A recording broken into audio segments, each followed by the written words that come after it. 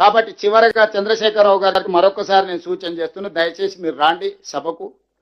మనం ఒక మంచి వాతావరణంలో చర్చ చేద్దాం. తెలంగాణ నీటి హక్కులను కాపాడదాం. ఈ ప్రభుత్వానికి ఎలాంటి భేషజాలు లేవు.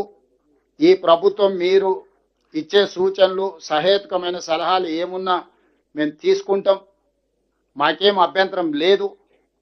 సభకు రావాల్సిందిగా కోరుకుంటున్న కేశవరావు గారు, సుఖేందర్ రెడ్డి గారు, పాత సీనియర్లు కూడా మీరు బయట ఎక్కడైనా విజ్ఞప్తి చేయండి, వారిని రమ్మని.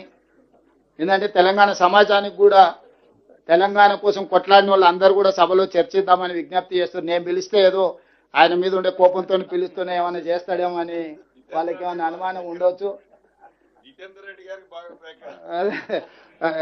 రెడ్డి గారు ఎలా ఉన్నారు? జితేందర్ రెడ్డి నాకు దగ్గరని ఆయన చెప్తే నమ్మడు. కాబట్టి ఆ రోజు తెలంగాణ ఉద్యమంలో ఉన్న వాళ్ళందరూ కలిసి ఒక ప్రెస్ మీట్ పెట్టి వెల్కమ్ చేయండి. కేశవరావు గారిని, జితేందర్ రెడ్డి గారిని, సుఖేందర్ రెడ్డి గారిని, రాజగోపాల్ రెడ్డి గారిని, అంజన్ కుమార్ యాదవ్ను, బలరాం నాయక్ను, పొన్నం ప్రభాకర్ గారిని, వివేక్ వెంకటస్వామి గారికి అందరికి విజ్ఞప్తి చేస్తున్నా.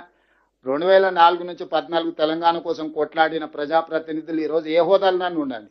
మీరు అందరు కలిసి ఒక ప్రెస్ మీట్ పెట్టి కేసీఆర్ గారిని సభకు ఆహ్వానించారు. నేను మీ ద్వారా వారికి మాట ఇస్తున్నా, వారి గౌరవానికి ఎలాంటి భంగం కలగదు. సభానాయకుడిగా ఇది నా హామీ. నా సహచర ఎమ్మెల్యేలకు, మంత్రులకు కూడా ఎట్టి పరిస్థితుల్లో కేసీఆర్ గారు ఏ అంశం ప్రస్తావించినా మాట్లాడడానికి అవకాశం ఇద్దాం.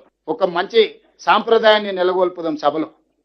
వారు రావాల్సిందిగా కోరుకుంటూ ఇంత మంచి కార్యక్రమాన్ని ఏర్పాటు చేసి అందరికి అవగాహన కల్పించినందుకు